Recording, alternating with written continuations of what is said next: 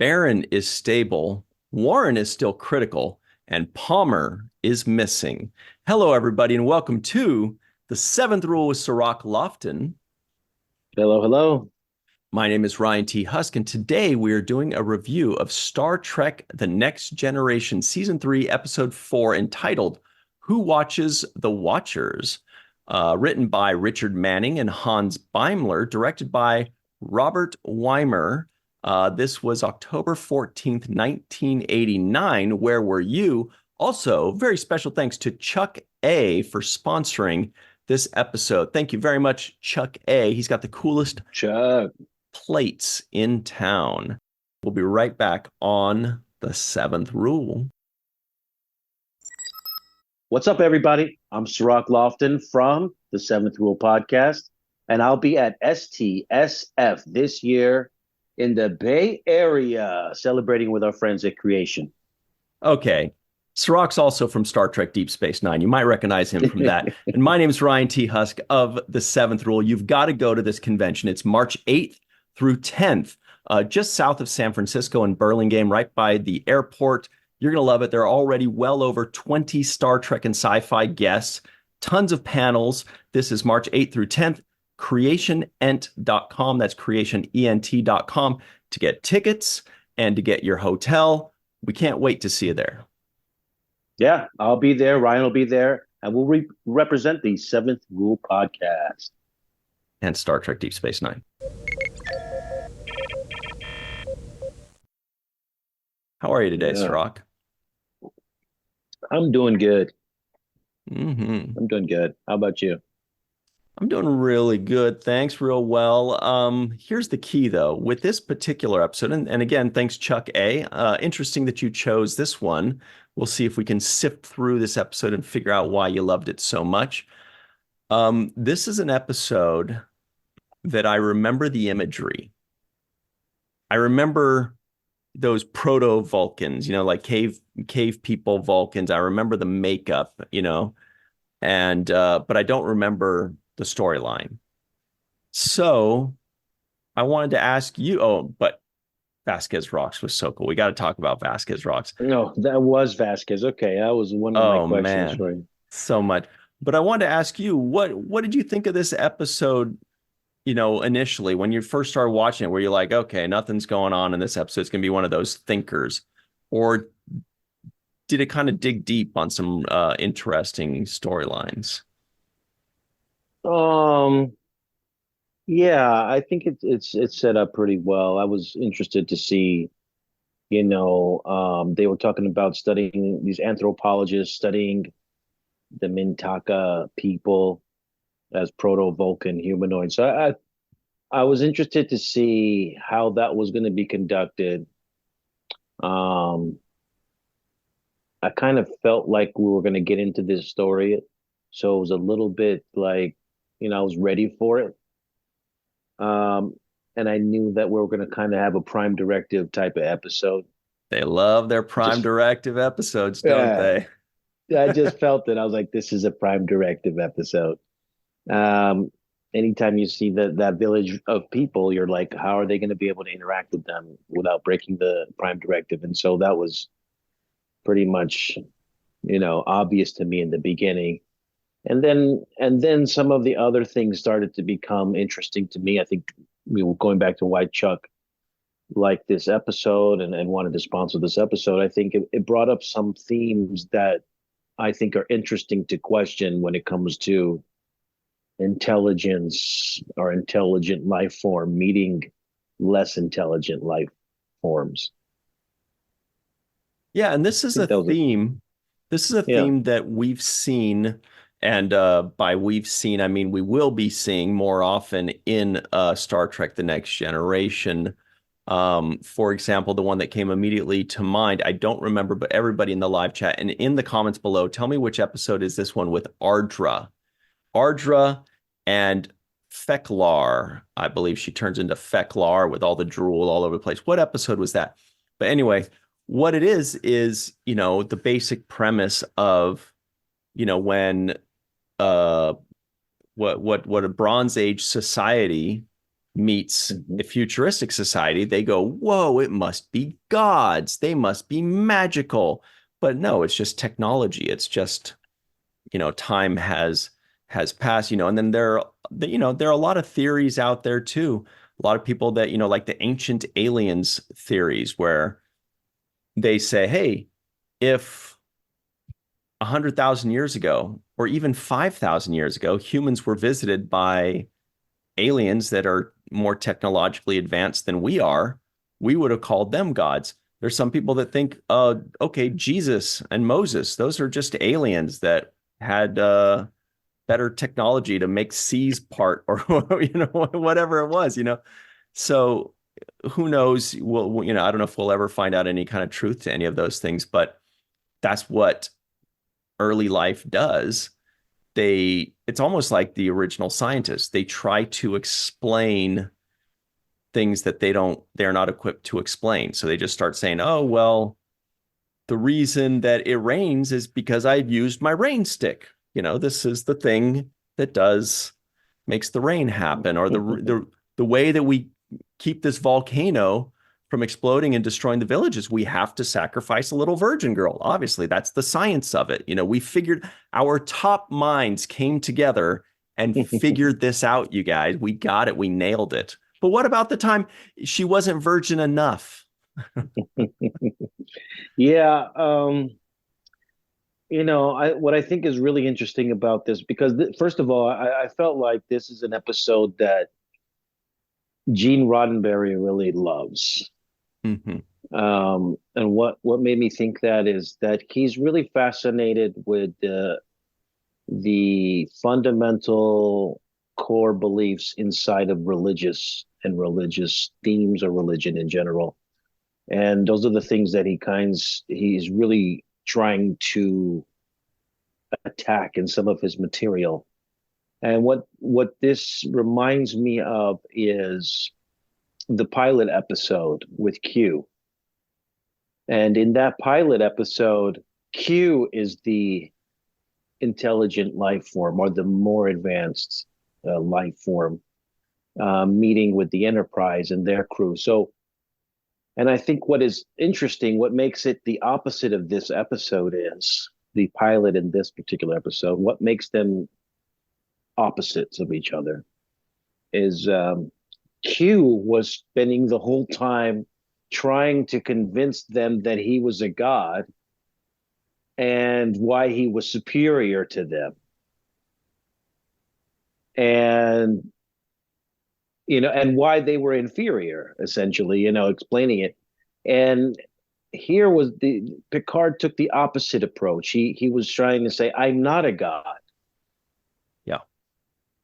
And I thought that was interesting, even though he was still saying what Q was essentially saying, which is, you are inferior to me in your development of technology, right? So Mm-hmm. you're like on the spectrum here on the timeline, you haven't advanced farther, and you can only show them the timeline preceding them. You can't show somebody a timeline that's in advance of their own um, ability to grasp, right? And conceive things. So that is what was really the central theme in this episode, is like um, that Picard was trying to make this explanation and really making a distinction between himself and how Q, another advanced life form, would handle himself in that similar situation. We saw Q with more arrogance and bravado because he was that farther on in the evolutionary ladder, right? And Mm-hmm. he had that kind of I'm better than you approach. And I felt like Picard in this was not doing the I'm better than you approach. He's saying, I come from you. I am you. We're not any different in that sense. We're just, more technologically advanced on that scale, on the linear kind of timeline. But that I thought made this episode interesting, and it also made me think as I was watching it how much Roddenberry would like tackling these particular themes in this episode. Mm-hmm. Yeah, and Picard, he was very encouraging to the lady. And by the way, that was also when she was up on the ship. That was also reminiscent. I don't know if reminiscent is the right word, but reminiscent of the movie First Contact when he has what is her name? I can't remember her name right offhand. But he has a lady up and he's explaining how far, technologically advanced. He starts pointing down at the Solomon Islands and all that, which was fun. Um, and I guess it's not reminiscent if it's something that happens later on. Before, yeah. Yeah, so That it's more like that is reminiscent foreshadowing of of it. this. Yeah, Yeah. yeah. Uh, God, it's killing me that I can't remember her name though. Something that ends with a Y. Anyway, but he was very encouraging to this lady when she says, "Do you think we will go out to the stars too someday?" And he says, "Of that, I have absolutely no doubt." And that was very nice and encouraging. So for me, Yeah. this episode was such a mixed bag because I liked what they did and I liked, how they portrayed Picard for the most part, you know, trying to do the right thing. But then there were other times where I was just kind of like, he doesn't need to like quiz her and be like, what do you think? Like he was talking to a 3-year-old. What do you think she would feel if she saw you? Well, she would probably, I'd be like, just tell me. I don't quiz me. Don't pat me on the head. Don't, just I'm asking what's going on with you. Why don't you just say, hey, we were just like you, 1,000 years ago or 2,000 years ago, and we continued to build things, including this ship, and we are just like you, but further on. Oh, I get it. Well, you don't need to, you don't need to like walk her through every step. Just talk to her, man. I don't know. That part was a little weird. I get it. I understand that humans or proto-Vulcans probably grasp things better if they come to a conclusion when you walk them through it. But anyway, I was just kind of like, Picard, just tell her. You don't, this isn't Yeah, class. that's that. I had an issue with that a little bit too, now that you say that. And I think my issue was these people um they don't go to school. So they're not in the same they're not learning their history like that. They're not learning, what tools were developed. I don't think the Stone Age people said, "Oh, fire! I learned from that dude William that was born six 20, Yeah, they don't know uh, years. 150 years ago. There was a guy and he discovered the fire, and then another guy named Bill Hammer. He helped us invent this hammer." So we can, make the like, Yeah. are they passing that knowledge down like that, or is it written in books? Because there were no books at this point. So how is the most of the tradition is passed down orally, like they were talking about in this episode, Yeah. when they kept asking the wise man, well, wasn't it like, what didn't the overseer do this or didn't the overseer do that? So when you have a tradition that's passed down, it's people are talking. The old wise man is telling you what happened. I don't know that the particular nuances of, and then we used to live in the caves until we found fire and we were able to cook, and then are those stories passed down, or this is just kind of taken for granted? Hey, but hey, we wear clothes because some dude started wearing clothes a long time ago and now we're wearing clothes. Like how do they transmit that history, Yeah, and I feel like that's different from our history. By the way, I looked up the character's name was Lily. I kept wanting to say Shelley. It was something like Shelley or Kelly. It was Lily, played by the Alfre Woodard. Uh, Okay. and great stuff, great scene there. But back to this. So I don't think that when we were Bronze Age, we had a grasp of that people used to live in caves. I don't think we were at that level. And the scientists, can correct me if I'm wrong, but I think we pieced that stuff together way later, That's what I'm like saying. 100 years Yeah, ago in our, timeline. Now, if these guys were, let's say these guys are, what are they, 2,000 years ago, according to yeah, our timeline, or 5,000, were they really sciencing things? Were they, I mean, maybe, but that's the other thing is we're judging them based on our experience. Maybe these people, they're much more, like they said, they're much more rational and they have more of scientific mind. So, I was able to excuse that away based on what, they kind of dropped that little hint for us. But my immediate thought at first was like, wait, whoa, these guys can't know all this stuff yet. But that's just yeah. that's And the just other me. thing I had an issue with was Nuria, who I thought did a great job of the Yeah. performance. It's the my critique is more of the language that was used in that. I felt the language in the scene that was used between her and Picard was way too advanced for a primitive Bronze Age culture that's a hunter gatherer culture. She was like, well, the most logical scenario would be if I were to. It's like, whoa. Even formulating your sentences in that kind of a way seems really advanced. The most logical, or I would deduce this and deduce that.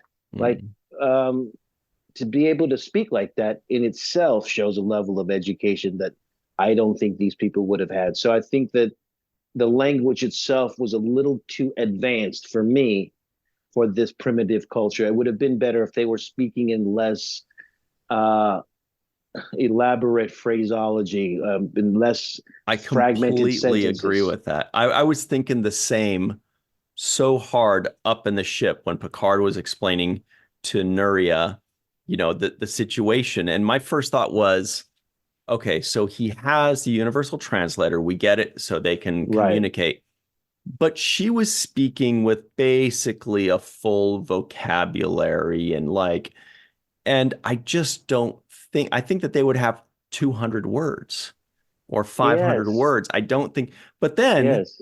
I was again able to explain it away because Like deduce, like yeah, to yeah, deduce they're something not going to, to use the or the word most deduce. logical or Yeah, they're reasonable. living in Or huts and caves and they're using words, but I was able to personally explain that away with the universal translator is translating it into extrapolating. yeah, is Yeah. translating it into big words for us to understand. I was able to explain that in universe, but that was my first thought was like, you're talking to a basically a She caveman. had a Shakespeare accent like Picard. The two of them were about to recite They were Shakespeare doing a together. scene. Yeah, that's her scene Yes. partner.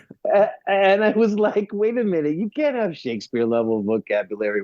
You sound like the captain who's obviously been educated in all of this stuff and has years of knowledge, and you are literally, running out hunter gatherer. It just seems like it seems way too. I was a little bit off put by the language. I Me too. got the universal translator part. I just felt like the language was way too elaborate and extravagant for a prehistoric type of Hmm. civilization. Yeah, and but I loved the idea of this. I loved what they were doing and what they were teaching and what they were showing. And I had another qualm. And again, the reason I have these qualms is because they set up such a good story and such a good idea that it really makes me think, so it's kind of a weird compliment, but it set up such a good and interesting and accurate situation that then, our scientific minds start to really go deeper into it. And one of the qualms I had with it, and this is just my own, nitpick, I guess, but they they said that it took them thousands of years to go from believing in gods and believing in fairy tales and believing in these kind of things to now living, with the rational, more of a scientific mind. It took them thousands of years, they said, to go from that to the other thing. So I felt like it wouldn't be so easy to flip them back into just immediately falling right back into religion and lore and mythology and fairy tales just like that. Now, this was a big major moment, but I figured that it is much more, much more likely that these thinkers that have left mythology behind, these rational scientific thinkers, have this guy and his daughter come back and say, we've seen this thing, it's blah, blah, blah, that they would say, you're sick. You hit your head, it's a hallucination. They would try to figure it out. They would try to rationally figure it out. They wouldn't completely flip back into that's it, full scale religion, mythology, baptize me in the rocks. I just felt like that was the part where, and again, it's because they set up this situation that was so good. I was really with them. And then I start kind of trying to analyze it and understand it. But that was just my thinking, was that I don't think they would have reverted. I think it's more likely they would have tried to explain why those two people were saying the things that they were saying. If that makes sense. Yeah. It does make a lot of sense. And that actually didn't sit 100% well with me when Picard had that speech about, they've abandoned their belief in the supernatural, how it took them thousands of years to abandon their belief in the supernatural. And you want me to send them back to the dark ages of superstition. This is what he says: the dark ages of superstition and ignorance and fear. Okay. And my thing is that superstitions, ignorance, and fear is what led us out of the dark ages eventually. It still exists to this day. So all of the technology and every advancement was actually made during the existence of those things. And so superstitions and ignorance and fear led to the day where we're at right now, the point where we're at right now. I mean, there's all types of religious beliefs in the world. There's all type of ignorance in the world. There's all types of fear of the unknown in the world. And so watch a baseball game if you want to see superstition. Yeah. Every single, they wear special socks. They, and it's all around the world. And yet it hasn't hindered humanity's development and ingenuity and the advancements in technology. If anything, it may be a undercurrent or one of the driving forces behind it. People's fear of some terrible disaster. So they become ingenuity, they have some kind of ingenuity behind it. They may invent something that will, deter some climate catastrophe or something to that nature because of their fear of it, right? Because fear is the greatest motivator. It always has been. Yeah.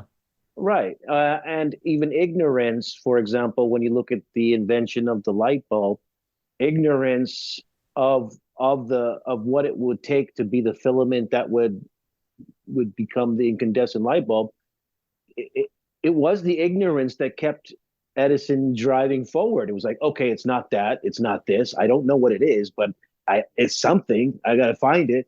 And so there's a level of ignorance there that keeps you driving forward, right? There's this, I have to figure it out.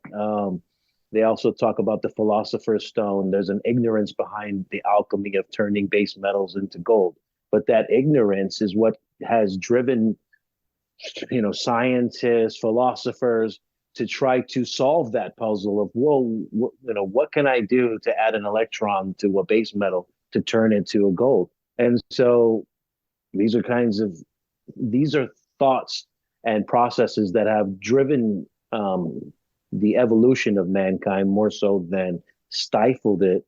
And so that's why I kind of disagreed with that idea that superstition, ignorance, or fear is the definition of what it is to be in the Dark Ages. That's really interesting because I loved the quote and I knew exactly what they were trying to say. And now you saying that, I'm like, I completely agree with that. as well. Words are clumsy, and what one person, the words that somebody's using to try to convey something is not going to necessarily be exactly what somebody receives when they hear that. And I think there was a lot of that in this episode. Some really good, interesting, smart, fun storytelling that gets our brains moving. Like my brain was moving. There was a lot of things. Yeah. But you know what? Let's Yeah. talk about this a bit more on the other side of our break. Super quick. We'll be right back on the seventh rule. Hi, everybody. Welcome back to the seventh rule with Cirroc Lofton. Hello, hello. Here are the trivioids of the week. Not a ton. There was also no B plot, now that I think about it. I mean, it kind of diverged a bit, but here we go. They are a three-man Federation anthropological field team has been studying the inhabitants of Mintaka 3. The Mintakans are proto-Vulcan humanoids at the Bronze Age level. There is an anthropological outpost hiding inside Vasquez rocks. Martinez and his patient beam directly to sickbay. Barron is stable, Warren is still critical, and Palmer is missing. Commander Riker believes the Mintakans are a sensible race. That was fun because when Troi was telling him that the ladies decide they're the ones that are negotiating for the men's services, and he goes, "What kind of services?" And she goes, "All of them." And he goes, "Ooh, they are a sensible race." Yeah. Yeah, I was like, God, yeah, he can't stop being horny. Even when you have ugly ass makeup, you're still like, yeah, Mintakans. Let's do a little more than Mintakan. Yeah. Yeah. Okay. So I heard that too. I was like, gosh, man, get your head out of get your head in the game, man. Yeah, man. We got a mission to go through. We're trying to save some lives here. Well, let's talk about a mission, an away mission we took with the Voyager documentary a year and a half back to Vasquez Rocks, because this entire episode reminded me of being at Vasquez Rocks, because they weren't. I was recognizing the exact locations. I was like, oh, we took a picture there. Oh, this was this. Oh, that's where Eve England was trying Funyuns for the first time and grimacing about it. This is where I took a picture of TJ. It was really fun to see. And then here was my question. Was when we saw Vasquez Rocks, and it was in the springtime, I think it was like April or May, there were no shrubs. There was hardly any shrubbery up on the rocks. But yeah, there's a bunch of it here. So that makes me wonder, it's one of two things, I would think. Number one is the amount of foot traffic over the course of 30 years has killed what little shrubbery there was. Or the set design people brought a bunch of shrubs and put them up in the rocks to kind of fill it out and color it up a bit.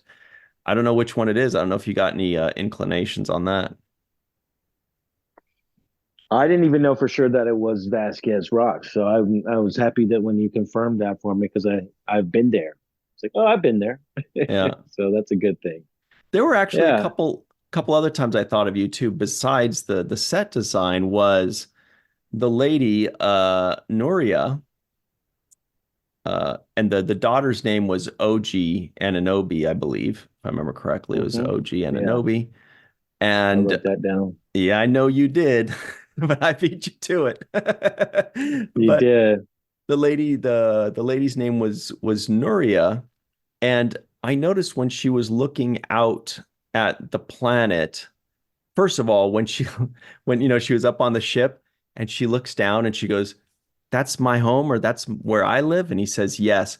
I thought for sure she was going to say, "Huh, I imagined it flatter." I just thought that would have been hysterical if he goes, "Oh dear, we have a long way to go with you. You guys, never mind. Drop them back and let's just get out of here." Anyway, I just thought it would be funny if she said, "Oh, I thought that, I thought it was gonna be flatter." But no, when she turned around, she had these two pigtails that were held together by like this metal clamp. And I don't know if you saw that. I had to pause it, but I thought of you because you usually have a good eye for these things, and I wasn't sure if I liked it or not. And I was hoping you were going to tell me, but I guess you catch it. It was a quick little shot, but it looked cool. I liked it because it was new. I've never seen two pigtails in the back with like a ring around each and a metal. It was like a barbell. So it's just like whoever created that wardrobe thing. It was almost a prop. You know, Yeah. kudos to them for that creativity, for because they always have to come up with something new and different, you know? Yeah, they do. I didn't see that, so I couldn't comment on that, but I could comment on the name OG because I did write that in my notes. I was like, hey, OG, there you go.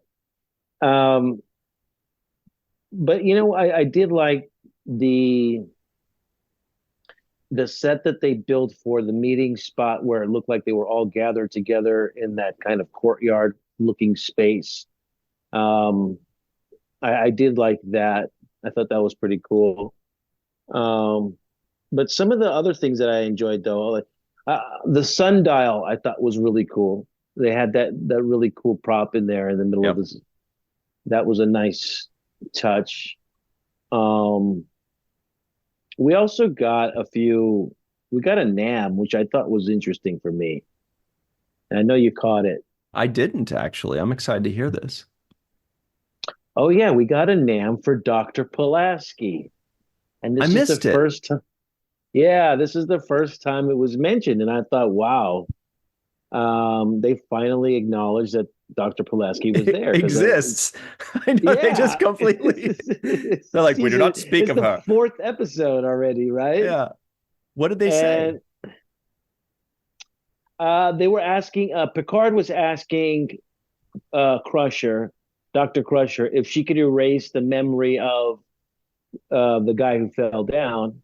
And she says, I'm aware of Dr. Pulaski's method, but I'm not sure it's going to work on this, particular proto-Vulcan humanoid type person. Right. So she did say she was aware of Dr. Pulaski's method. So for the first time, we got an acknowledgement of Dr. Pulaski, and it was by Dr. Crusher, which is, even crazier that it's Crusher, the one that is making the Nam. But I thought it was cool. It took them 4 episodes, but they finally mentioned her for the first time. They finally acknowledged her existence, right? Yeah, yeah, yeah. They did. So that was good. That was a good catch. Yeah, I missed that completely. I remember that conversation. I remember them saying that, but it didn't register when she said Pulaski. So that's a good one. I Yeah. also like to pause it and check out Picard's stunt double. That was fun. Oh, Um, where was when that? when he got When did well, when that he got happen? shot with the arrow, like what's great about this is that I did not notice it when he got shot and fell. So they did a great job of just shooting it, hitting it, quick hits. We don't even notice it. But as soon as it happened afterwards, I was like, oh, there's got to be a stunt double there. Let me go back and check it. I was just curious. I was like, okay, obviously that's a stunt double move. I want to see if I can recognize and see his stunt double because he has a very different face, his stunt double. I recognize him. We've seen him a few times. And so I went back and kind of played it a little bit more frame by frame and pause it and like, oh, there he is. There's his little face. So it's just nice to see him.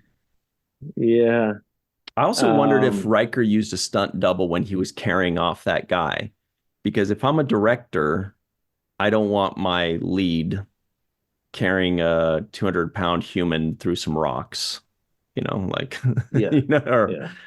so Yeah. I was assuming that was him, but there was no way to tell because his back was to him, for most of those shots. That was the other thing that kind of got to me in this episode slightly. I don't know. Maybe I'm wrong, but I guess this whole episode hinges upon that speech that Picard gives.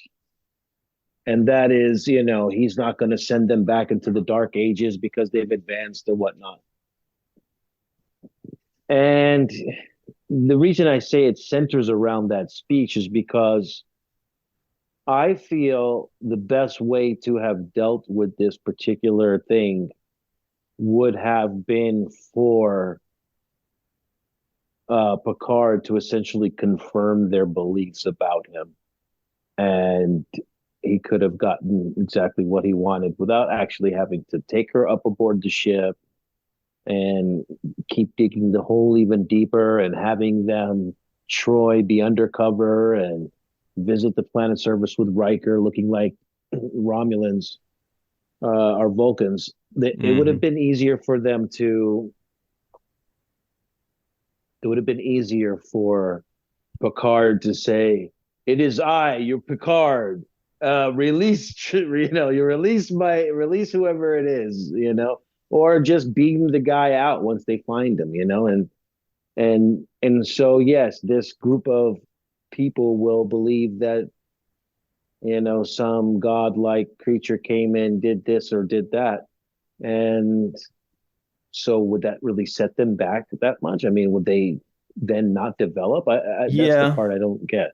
I think that they were saying basically that they don't want to stunt their growth. Like they've already grown past this, and this would revert them back. And I completely get that and agree with that. But again, this what this episode does is it creates a really good, interesting situation that gets you thinking, because it got me thinking that like, well, it's not going to necessarily prevent them from going back to religion and superstition and fear.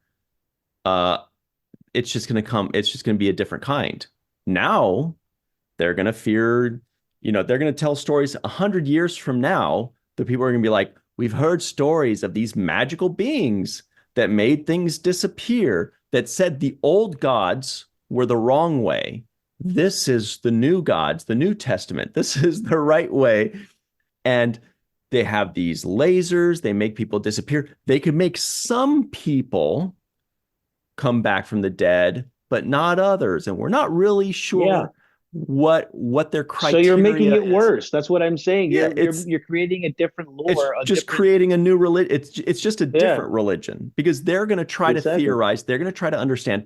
They're going to tell their descendants, And and their where their descendants are going to say it, and logical it's going to change. brain does not have the information to expand further, Right. that's where the mysticism and the story gets embellished and the make believe part comes into play.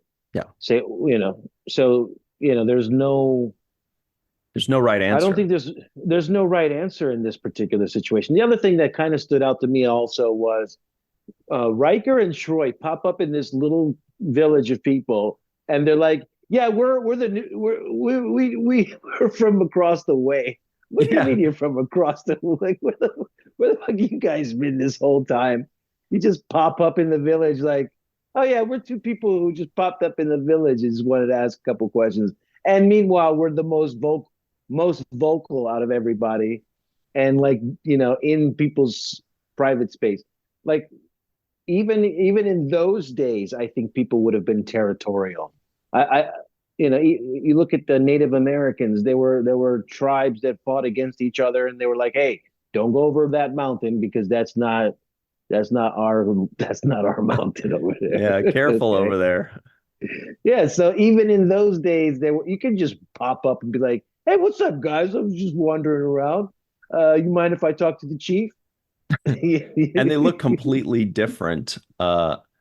Yeah, but Yeah. I mean, So this that is that definitely, wasn't believable either for me. That also was like a little bit over the top for me. yeah, this is definitely something that has been explored many times, in Star Trek, these kind of things about, landing on a planet of, people that are well behind us. And then there's the magic and mysticism aspect, there's the prime directive aspect, there's the even in was it it was the second J.J. Abrams Kelvin universe movie.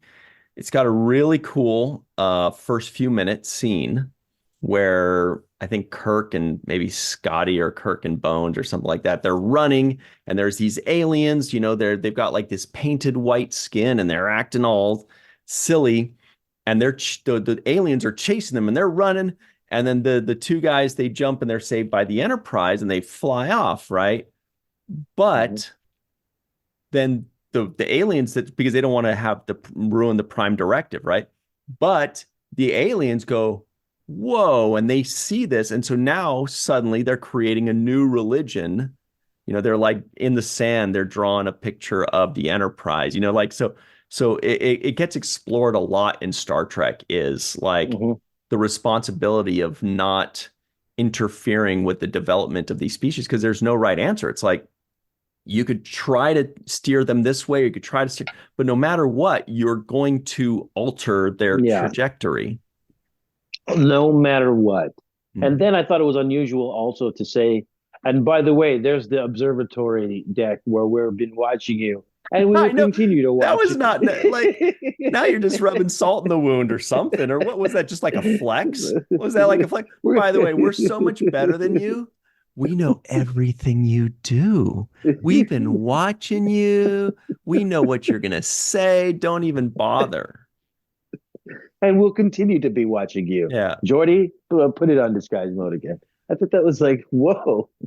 So here's a real Uh, quick artist rendition. It doesn't look like it's an exact screenshot. It's like an artist rendition of the yeah, lady's two pigtails behind her.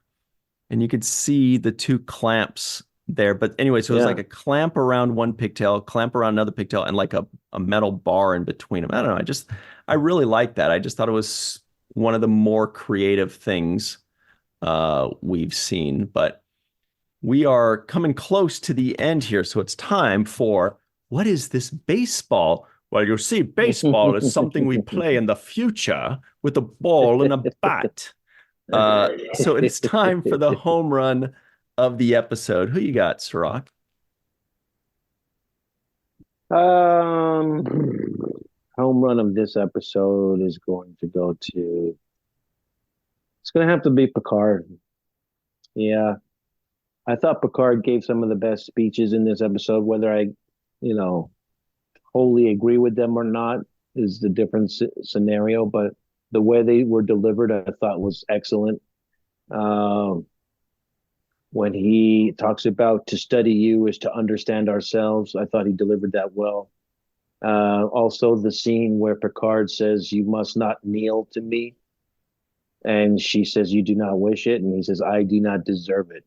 I thought that was a great scene for Picard. It showed some humility. It showed that he's not looking to be worshipped. In fact, he's trying to just, be logical and helpful. So overall, I think that Sir Patrick Stewart gets the home run of this episode for me. Hmm. You know, another thing is I kind of want to give this to the wardrobe department for that clamp that I'm Mhm. obsessed with. But also I noticed, and I don't know if this is a negative, but I don't know if you caught this. Geordie's uniform had pleats, like in No, I the didn't see that front, in either. the chest. And I was like, wait, does anybody else? No, just Geordie's. He had two like pleats, and they're almost look like sew lines, like it wasn't folded. They were like some kind of weird pleat. I don't know. I'd never seen that before. I don't think it's in any other episode, and I was just really surprised by it. So I'll have to find it again and Hmm. get a picture. Yeah. But anyway, besides that, I think I want to give the home run of the day actually to the writers because Hans Beimler and Richard Manning, because they gave us something that we could talk about for 3 hours. That we could Yeah. really. It's like if you are coming up with all these different ways and manifestations that this could go in a different direction, then I feel like they did a good job of setting up a story that interests us. So and there were some moments that did make me laugh and some moments that I thought were cool and all that. So I'd like to. Oh, and Vasquez Rocks. So other home run goes to Vasquez Rocks itself. Yeah. That was awesome. All right, here are some other awesome people. Starting with a guy that Cirroc and I were just talking about before we hit record, Homer Frizzell, Dr. Anne. Homer. Yeah, we love Homer. Dr. Anne Marie Segal, Eve England out in Wales, Yvette Blackmon-Tom, TJ Jackson-Bey out in Missouri, Bill Victor Arucan, Arucan. Titus Mohler, we were talking about him too. Dr. Mohamed Noor, Tierney C. Dieckmann on a post, Anil O. Polat, Justine Norton-Kertson, Joe Balsarotti, Mike Gu, Dequeue, Dr. Stephanie Baker, Carrie Schwent, Faith Howell, Edward Foltz, My Live from Tokyo, Chris McGee, Justin Weir, Jake Barrett, Jane Jorgensen, Henry Unger, Allyson Leach-Heid, Julie Manisfee, Marsha Classic Schreier, Greg K. Wickstrom, Jed Thompson, Glenn Iverson, Dave Gregory, Grandpa One, that's Tim Baum, Dr. Susan V. Gruner, and of course, our pal, Jason Okun. All right, everybody, stick around. We've got the free-for-all up next, and we will be right back on the seventh rule. Hey, everybody, welcome back to the seventh rule. This is the free-for-all. Look who's here. We have Melissa Longo. Hello. Jason M. Okun. TJ Jackson-Bey out in Missouri has an Enterprise uniform that doesn't match the Enterprise he's sitting on. We have Carrie Schwent with the cool Ferengi eyes shirt, sweater, and background. Allyson Leach-Heid also has the Ferengi eyes shirt. Check that out. We've got Marsha Classic Schreier. We have the listener, My Live in Tokyo. Faith Howell is also on the bridge of the Enterprise D. Anil O. Polat is outside of the Enterprise D. And Chris McGee has the radical Stembolt and Chill shirt. Let's get up into this. You guys, Cirroc caught the non-appearance mention, and I missed it. Is there a second one? Did he say Pulaski? That's the one, yeah. All right. Finally. Oh, and Jake Sisko guesses the IMDb score.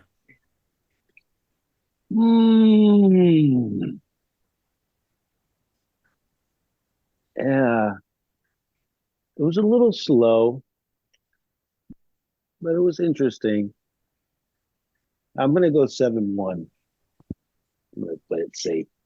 Does anybody else have any guesses that doesn't already know? I'll give you a hint. To my knowledge, there is no NBA basketball player's height ever in the history of basketball that correlates to this one. I'd go north of 8, 8-1. 8-1, he says. 7-5. $1.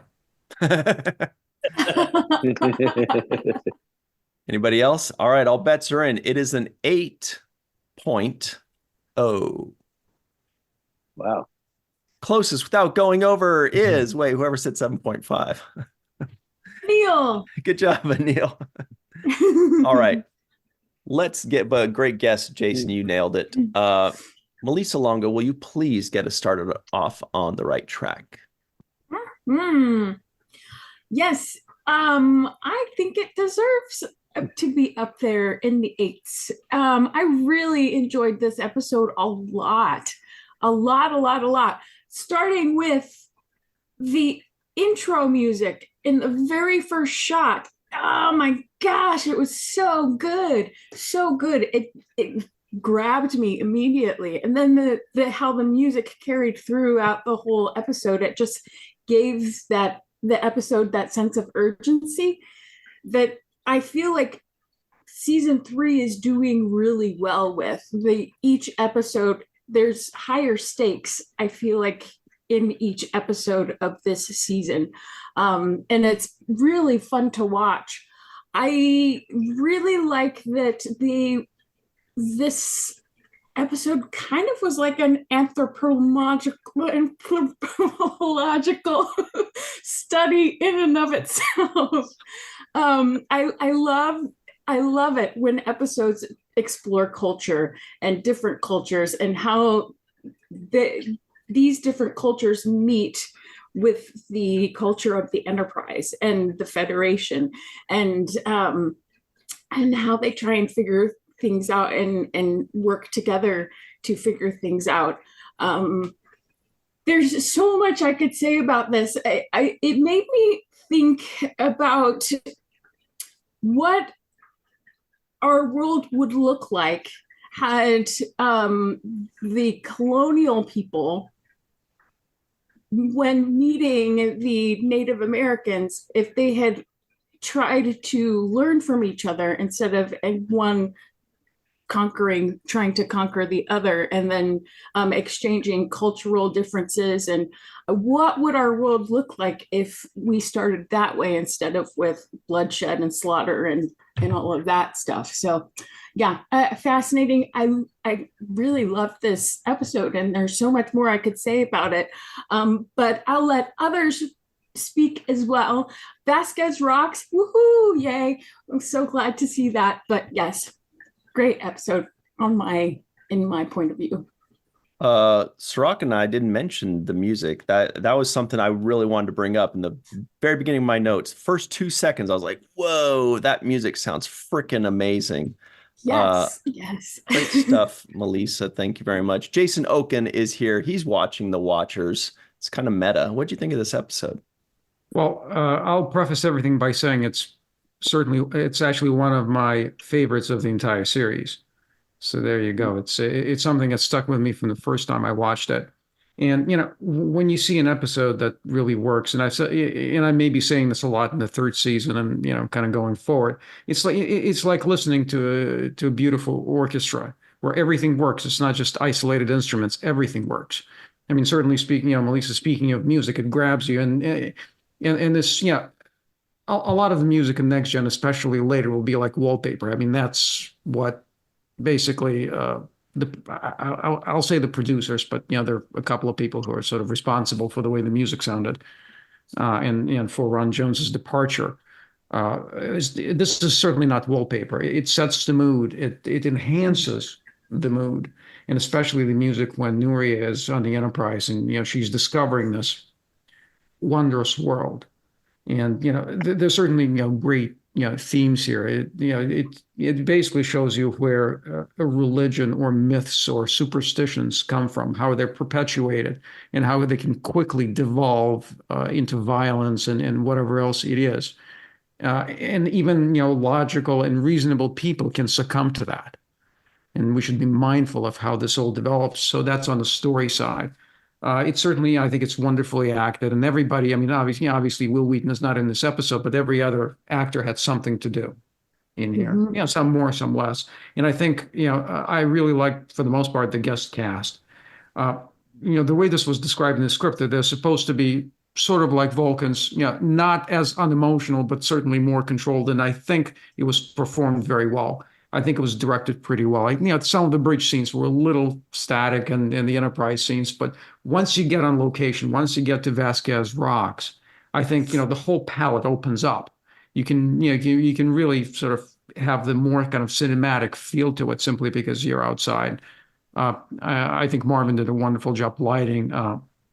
Even the stuff done indoors.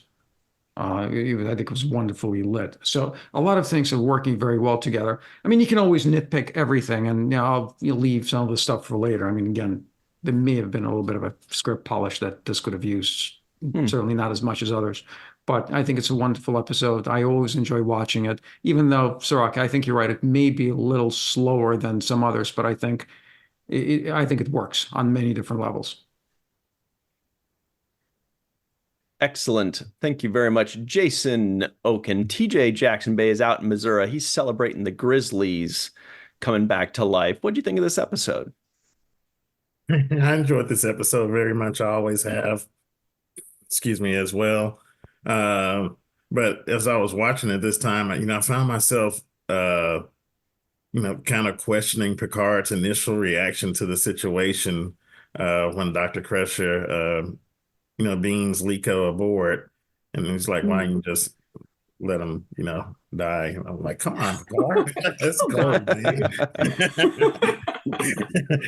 man. Especially since, he'd already seen everything. And so, I mean, they went very fast from, oh my God, they're aliens, to alien abduction, to, let's make this guy a god, this Picard guy. And so, I've also thought, I think somebody, I think it was Melissa, mentioned, how the episode itself was actually also, kind of a study of how, people react to the unknown and what's not understood. And in this case, they begin trying to, suss out, what some supernatural, distant, uh, power wanted from them. And unfortunately, the one guy was just determined to make it violence. Let's tie this Palmer guy up. Let's shoot Troi so that we can please this thing that hasn't even talked to us.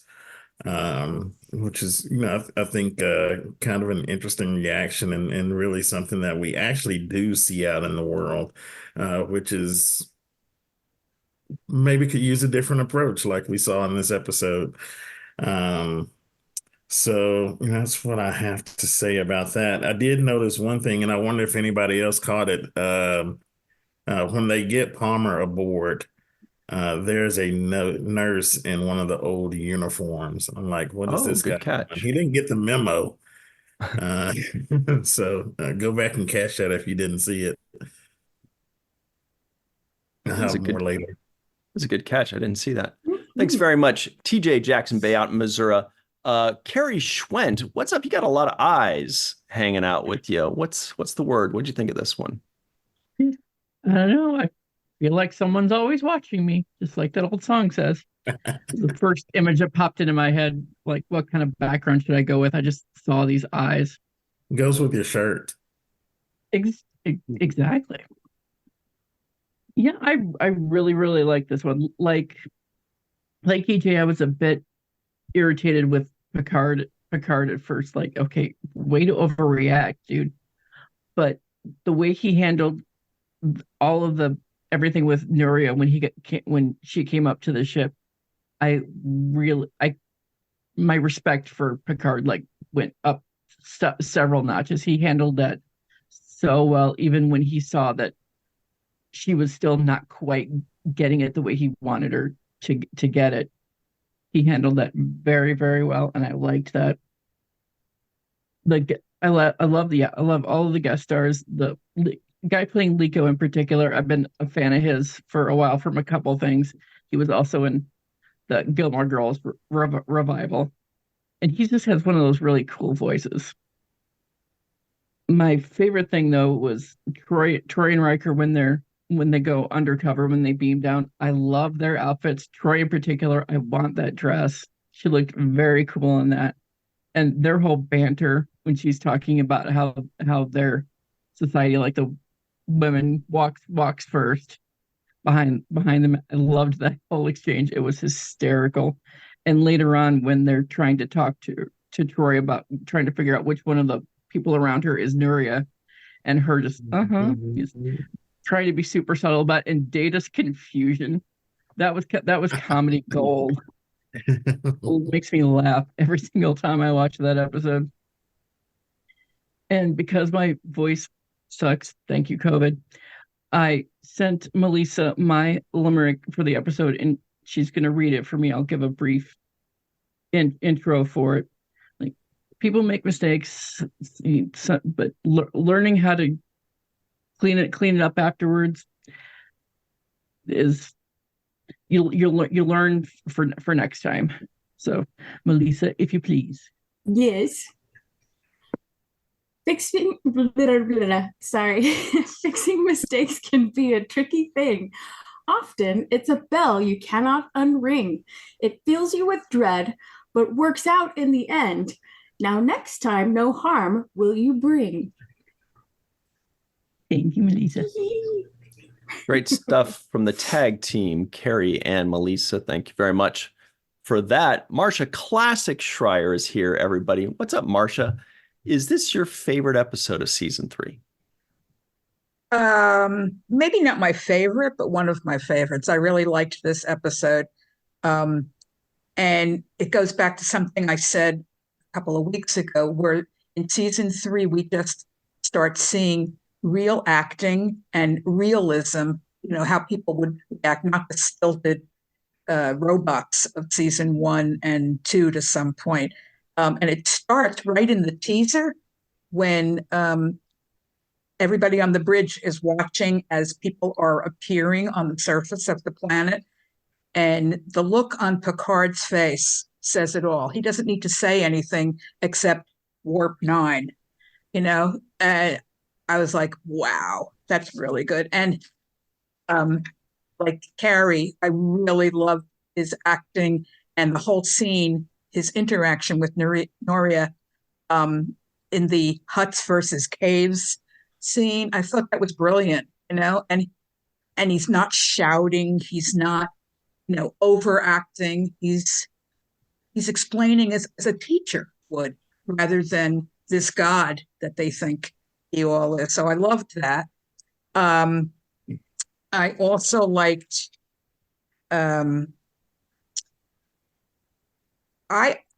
I thought the line, "Then why don't you let him die?" as horrible as it is, was so well delivered. Again, the acting was just great. What I didn't like was he's so fixated on the Prime Directive and how important it is. And we later learn that he, not as bad as Kirk, but he disregards or stretches the limits of the Prime Directive on many occasions. So it's not so much a rule, a rigid rule. It's a guideline, and that's how it should be treated. But it was good to see him realize that the Prime Directive had to be counseled, or he had to use it to counsel them, rather than saying, nope, this is it. You know, we're not doing anything.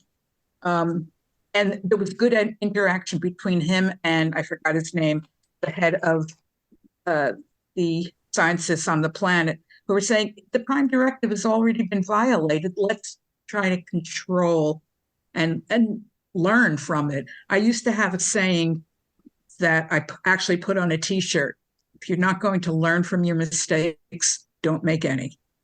So I think they do learn from their mistakes by the end of this episode and in future episodes. And one more thing, I love the guest actors, Ray Wise, who I liked from Twin Peaks. Oh, that was him. Cool. That was him. Yes. And Catherine Lee Scott, who played Maria from Dark Shadows. That probably goes back before most of you were born. But and I'll keep the rest till later. Thank you. Great stuff. Thank you very much, Marcia. Classic Schreier. Mai is live in Tokyo with some colorful Venn diagrams or something. What's up, Mai? Good catch. Those are Venn diagrams. They're part of what I want to talk about. Exactly what they are. Starting out with a quote, horrifying. Dr. Barron, your report describes how rational these people are. Millennia ago, they abandoned their belief in the supernatural. Now you're asking me to sabotage that achievement, to send them back into the dark ages of superstition and ignorance and fear? No. Well, contrasting that, Dei Filius was a document that came from the First Vatican Council for Roman Catholics. It was adopted unanimously in 1870. It states that not only can faith and reason never be opposed to one another, but they are of mutual aid to one another. And I know a lot of very intelligent people who I would naturally describe as reasoned thinkers. I also know a large number of people of faith. One of my favorite philosophers is Etienne Gilson. The intersection of these two sets of people is bigger than the non-intersecting portion, which is why I've got these Venn diagrams here, because where people who are reasonable thinkers and just happen to be people of faith as well, to me, they comprise the greatest number of people out there. So this episode, more than being about the Prime Directive or evolution or social norms, it makes me uncomfortable for its statement that religious belief is less advanced than science. And I mean, wasn't it science that taught us that the world was flat initially, or that bloodletting cured people, or that bathing is how people got sick? To me, it seems wildly out of character with the Star Trek mantra of acceptance espoused in IDIC to not only be thematically critical of faith, but to be vocally critical, as Picard was. And this episode, hearing a lot of praise. I think 8 is way too high for it. I love the pre-Vulcan or Vulcan-like society, but it seems to create an artificial strata of evolution based on the opinion of one small group. So for me, don't just say live and let live, encourage it at every turn. Sorry, guys. Great stuff. Thanks very much. My live in Tokyo, kind of similar to what Cirroc and I were saying, especially in that first segment. Had a lot of fun discussing that kind of stuff. Really good philosophy and whatnot. Theories. One faith we do love is Faith Howell. What's up, Faith? What'd you think of this episode? I have always really liked this episode, and I don't know if it was the dresses. I always love when we're out of our regular uniforms. It's so much fun to just see where the creativity goes. And I know this is a lot of sort of traditional human style clothing. They didn't get too crazy with this one, but I really like big dresses, so that was appealing. I also think I really like this episode because it matches sort of what I've been taught as a teacher about the learning process. You can see how the one guy, somebody give me his name real quick, goes through Liko? how he goes through he has the new information and he tries to fit it into his schema of understanding how the world works. And he adds to that as he goes along and tests it right on up until the end when he shoots Picard. And so I like that they pushed it that far. I'm sorry, poor Picard had to get shot to prove this guy was wrong, but that is how it is teaching sometimes. You really have to break someone out of their thought process. You have to run out of any other possible explanation sometimes. So I thought that was an interesting model. I also really like how, shall we say, this mirrors our own culture. If you flip it the other way, it made me think about if we today are these people being observed, how would this superior culture really cloak themselves? How would they hide from us? And it would mirror alien abduction, right? So that would be the only option, would be to either remove or kill these people once the information is out. How else do you keep it from the information from spreading? So I think that was interesting. And I think they could have, if they had had more time, could have put more commentary into that on, what options do we have now that these people know, and how is it going to impact the larger community? Or is this going to have to be an insular society that can't let that information out?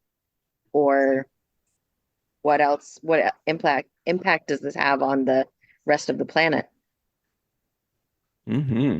Great stuff. Thanks very much, Faith. Told you we loved her. Anil O. Polat is here. It's so good to have you back, Anil. What's up? What'd you think of this one?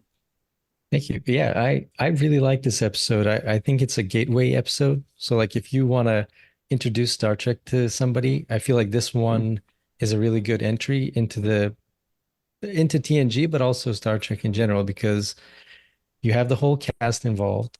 You have a really interesting sort of sci-fi question, and it's probably the best episode, or one of the best episodes, that makes the Prime Directive pretty clear.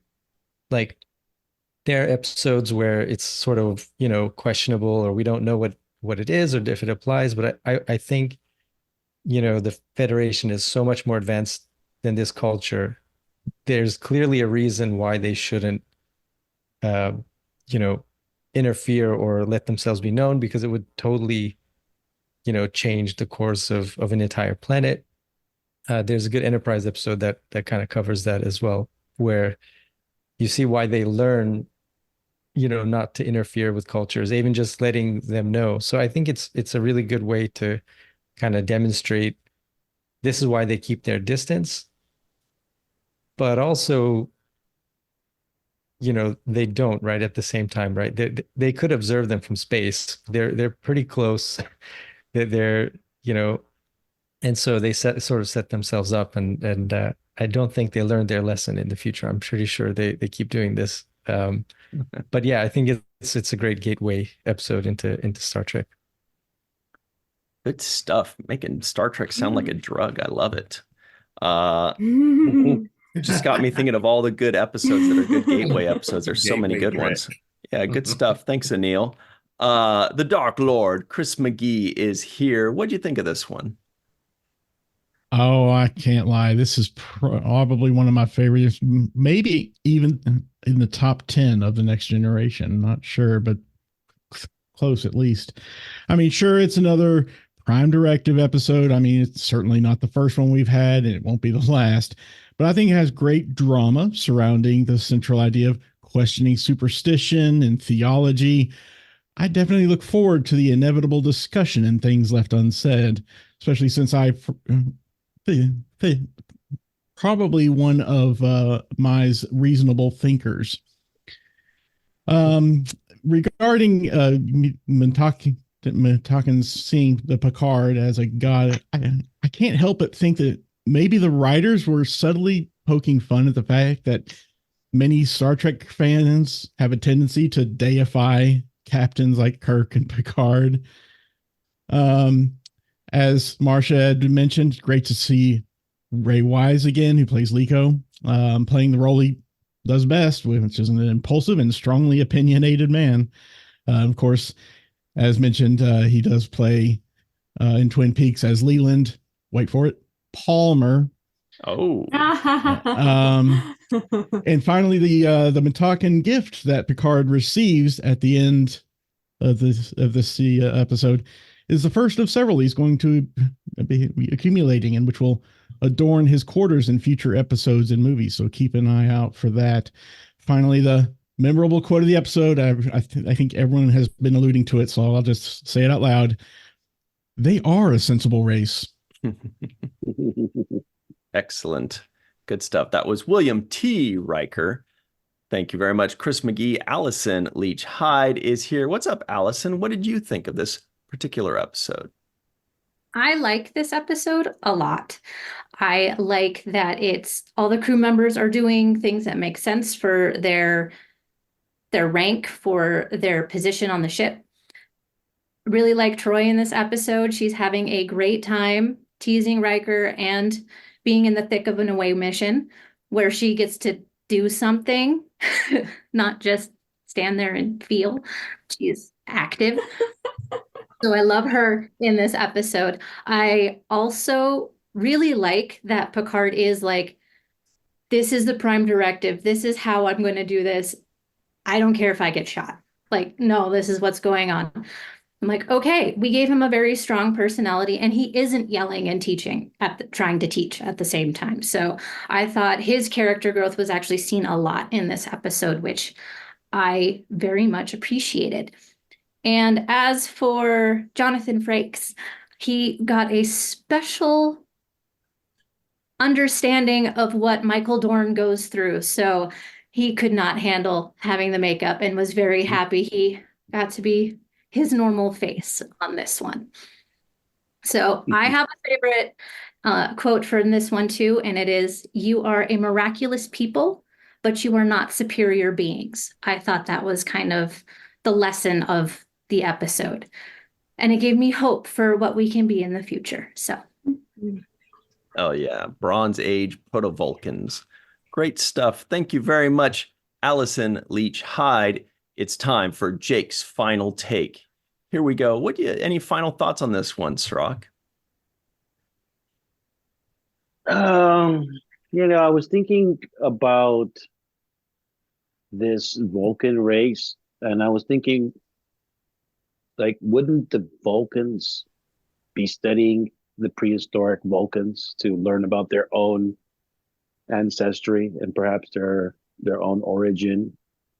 It seems like that would be because the Vulcans do exist in this timeline, right? They have already the advanced versions of the Vulcans exist at this There's point. There's some on the Enterprise, So- Mhm. So I would have liked to know exactly how a prehistoric version of a Vulcan ends up somewhere on the other side of the the galaxy. Like I would like a little bit of explanation because that doesn't sit with me exactly. How did that happen? How did these Vulcans or pre-Vulcans, or if we found, for example, prehistoric or some kind of original Cro-Magnon, yeah, some kind of on another planet, I would wonder how they actually arrived there.